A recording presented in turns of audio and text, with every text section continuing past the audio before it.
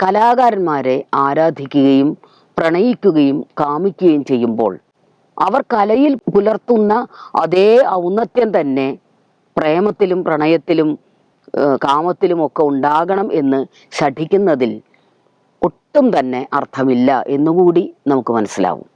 അതിന് അവരെ കുറ്റം പറയാനുമില്ല. കാരണം ഒരു ആകസ്മികമായ മിന്നൽ പിണർ അടിച്ചാൽ എന്ന പോലെയുള്ള ഒന്നാണ് ഈ കലാപ്രവർത്തനം. കലയുടെ ഊർജം എന്നുള്ളത് എല്ലാവർക്കും ഒരേപോലെ ബാധകമായ ഒന്നല്ല. അത് വളരെ കുറച്ചു പേരെ മാത്രം, ചില ബുദ്ധിജീവികളെ മാത്രം ബാധിക്കുന്ന ഒന്നാണ്.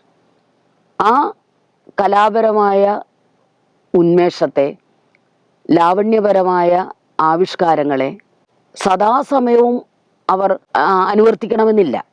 വ്യക്തി ജീവിതത്തിൽ അതിനെല്ലാം തിരിച്ചായിരിക്കും അവർ ജീവിക്കുന്നത്.